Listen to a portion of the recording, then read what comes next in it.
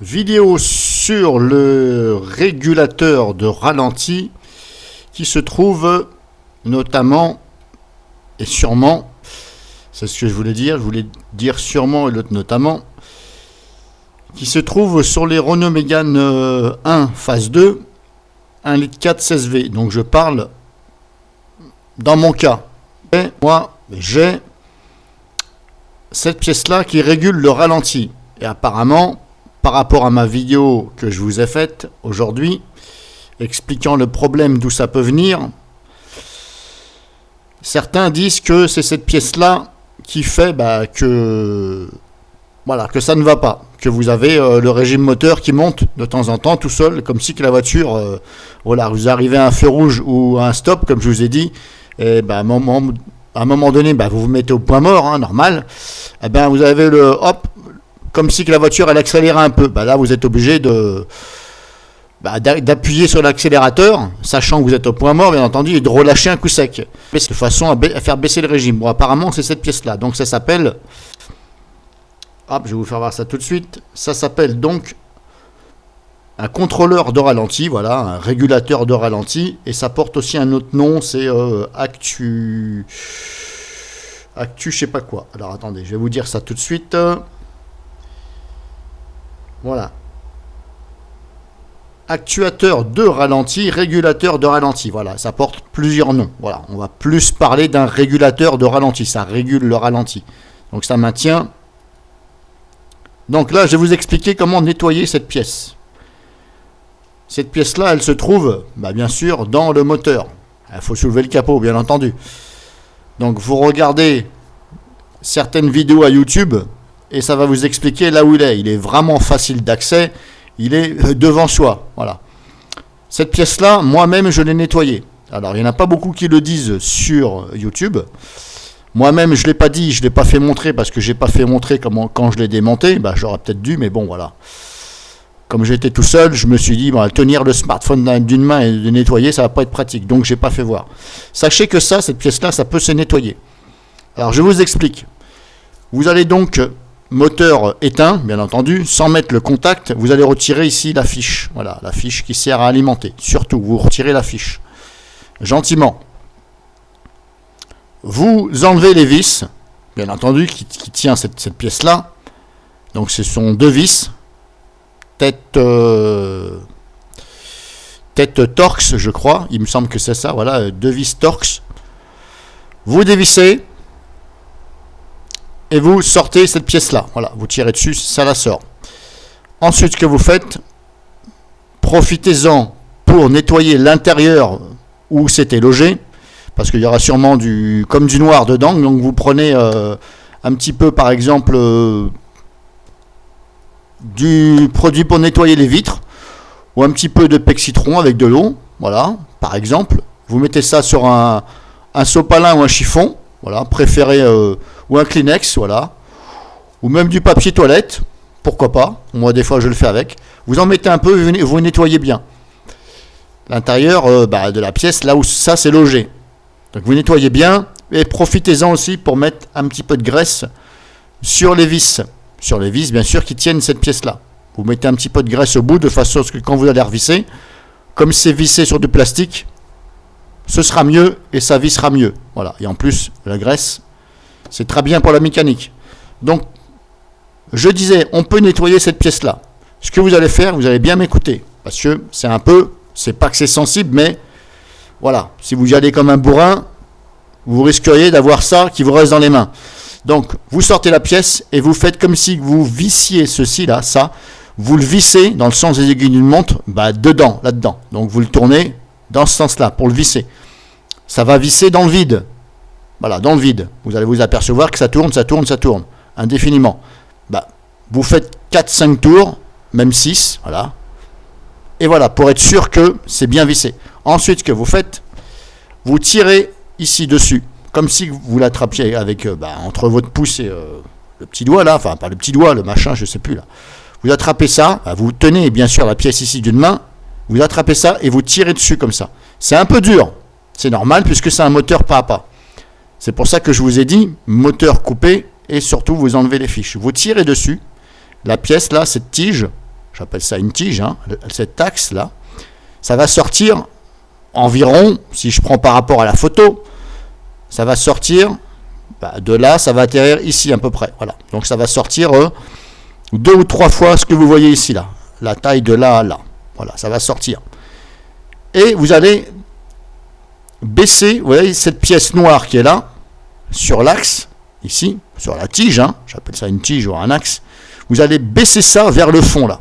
Et vous allez voir, de toute façon, vous allez voir, au fond de cette pièce-là, si vous regardez ici dans le trou, il y a un ressort. Donc vous allez baisser cette partie-là, pas en tenant ici. Vous allez tenir la pièce ici noire. Vous allez la baisser comme si vous vouliez la mettre au fond. Et vous allez vous apercevoir qu'il y a un peu de graisse blanche sur la tige. Mais là, on ne la voit pas, la tige. La tige c'est une tige, en même temps, ça fait office de vis qui est fixé là-dessus. La tige qui traverse et qui vient se visser à l'intérieur, là, mais on ne voit pas l'intérieur. Donc vous allez baisser cette partie-là, et vous allez voir qu'il y a un petit peu de graisse. Si vous voyez qu'il n'y a pas trop de graisse, bien entendu, eh bien vous allez remettre un petit peu de graisse. Alors vous remettez de la graisse ou de la vaseline, mais surtout pas d'huile. Parce que l'huile, ça risquerait de rentrer à l'intérieur. Mais après, ça risquerait de faire des dégâts. Donc vous remettez un petit peu de graisse sur l'axe, sur la tige. Mais comme je vous dis, il faut baisser ça, il faut tenir ça avec votre doigt. Faites comme si vous l'enfonciez, mais vous ne le tenez pas par là. Hein, vous le tenez par là, par le truc noir. Vous allez voir, il y a un ressort. Vous le tenez et vous mettez de la graisse sur la tige. Alors pourquoi il y a de la graisse? Tout simplement parce que cette pièce-là, c'est le moteur qui fait bouger cette pièce-là. Et c'est peut-être, justement, j'ai réfléchi aussi, c'est peut-être du fait que la graisse, il n'y en ait presque plus, que le moteur, si vous voulez, lui, le moteur il fait son travail, mais ça a du mal à faire glisser la tige et à être bien, puisque il n'y a pas assez de graisse. Il est possible que ce soit ça. Et ça ne vous coûte rien de remettre de la graisse. Comme il y avait déjà de la graisse, quand je dis graisse, comme je vous dis, vous pouvez mettre de la vaseline. La vaseline, c'est couleur transparent. C'est très bien aussi de la vaseline. Mais surtout, vous ne mettez pas d'huile. Surtout pas d'huile, même si c'est de l'huile de voiture, et surtout pas d'huile pour faire les frites, ou de l'huile, le sueur et compagnie. Parce que ça, c'est une huile qui sèche. Si vous la laissez, par exemple, vous en mettez par exemple dans le fond d'un verre, vous la laissez une journée, vous en mettez un petit peu, bien sûr, dans le fond d'un verre, vous la laissez toute la journée, et vous allez voir que le lendemain, c'est tout sec, et c'est à moitié dur. Alors là, si vous mettez ça là-dessus, je ne vous raconte pas. Bien entendu, avant de mettre cette graisse, cela va de soi, je ne l'ai pas dit, mais cela va de soi, vous nettoyez la pièce là, avec un chiffon, avec du produit.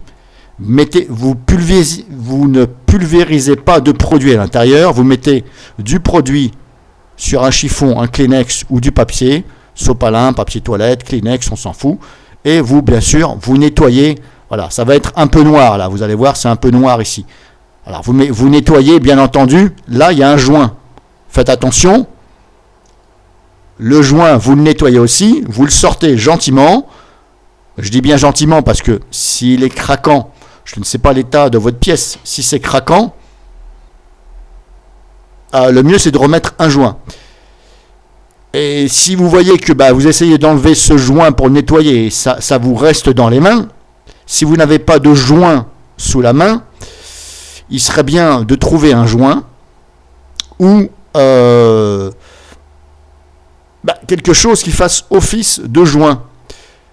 Ou sinon, avant de démonter cette pièce, assurez-vous d'avoir un joint comme ça. Ça, c'est un joint noir. Bon, là, il est couleur marron, mais le mien, il est noir sur ma voiture. C'est la même chose que vous avez, qu'on vous vend dans les supermarchés. Vous savez, les petits joints noirs qui sont comme ça, là. Il y en a plusieurs sortes. Des fois, c'est pas cher. La boîte, il y a au moins 50 joints là-dedans. Et c'est environ 4-5 € la boîte. Voilà, vous pouvez trouver ça aussi chez Lidl. Moi, personnellement, je l'ai acheté chez Lidl. Et ce sont des joints, il y a toute taille. Eh bien, vous vous servez donc de ça. Si vous préférez, ce serait peut-être mieux de vous assurer que vous avez un joint avant. C'est mieux. De façon à le remettre si jamais il craque. S'il est encore bon, vous nettoyez le joint et la pièce, comme je vous ai dit. Et seulement après, vous mettez de la graisse. Alors, vous pouvez quand même tirer sur cette pièce, mais avant de mettre de la graisse, bien entendu, vous nettoyez, mais ça ne vous empêche pas de tirer. Donc vous nettoyez, avec le joint, vous pouvez enlever le joint, vous nettoyez, remettez bien le joint surtout. Ça fait office d'étanchéité pour l'air, parce que s'il y a une prise d'air, ça va mal fonctionner. Et là, le ralenti va sûrement pas être stable, c'est presque sûr. Donc nettoyage, le joint, vous pouvez tirer, et seulement après, une fois que c'est bien nettoyé, vous faites comme si vous preniez ça, vous le rentriez dans le fond, et vous remettez un petit peu de graisse sur l'axe qui est là. Bon, grosso modo, je vous fais voir avec la flèche de ma souris. Essayez déjà ça, parce que peut-être que cette pièce-là, si vous voulez, elle n'est pas totalement HS. Parce que moi, je me suis renseigné, c'est 60 € la pièce. Vous en avez à 30 € sur divers sites, mais est-ce que 30 € par rapport aux 60 €, est-ce que celle de 30 € sera vraiment efficace? Il y a de la sous-marque, ok, dans la vie il y a de la sous-marque. Maintenant, est-ce que la sous-marque sera bien ou pas? J'en sais rien. Je vous conseille de garder cette pièce-là, même si vous en achetez une autre, gardez l'ancienne, parce que, comme je vous dis, peut-être que le fait de nettoyer, de mettre de la graisse, peut-être que ça va remarcher comme avant. C'est un essai, faut le faire. Moi, je l'ai fait. Pour l'instant, j'ai roulé que un petit peu avec, une journée ou 2 journées. Et depuis que je l'ai fait, pour l'instant, je n'ai pas de problème. Je touche du bois, mais comme je vous dis, ce problème ne vient pas spécialement tous les jours. Si vous roulez tous les jours, le problème c'est que des fois, vous roulez pendant 2 heures, et puis des fois vous roulez pendant 10 minutes. Le problème c'est que pendant ces 10 minutes, il ne s'est rien passé, et la prochaine fois que vous roulez 2 heures, ça le fait. Ça le fait une fois, voire 2 fois. Ou des fois, ça ne le fait pas. C'est pas un problème qui vient tout le temps comme ça. C'est par moment. C'est assez souvent, mais c'est par moment. Et pour l'instant, je touche du bois. J'ai pas eu ce problème depuis que j'ai nettoyé cette pièce. Alors, je pense que ça a fait quand même du bien de nettoyer. Ça coûte rien, hein. C'est un nettoyage. Dans la vie, il faut nettoyer. C'est de la mécanique, ça se nettoie. Vous nettoyez ça. Et peut-être que cette solution que je vous aurai donnée, peut-être que vous allez dire, super, ça fonctionne. J'ai plus de problème. Pour l'instant, ça marche. Et peut-être que c'est aussi ça le problème. Alors pour voir si cette pièce-là, elle fonctionne, c'est pas dur. Vous mettez le contact. Non, en fin de compte, voilà, le mieux c'est d'être 2. Vous contact éteint, vous posez votre main sur cette pièce-là dans le moteur. Et quand une personne va mettre le contact, normalement, vous allez sentir ici comme si que ça vibrait légèrement dans vos doigts. Mais enfin, je dis vibrer. Vous allez sentir quelque chose, comme si que ça bougeait un peu.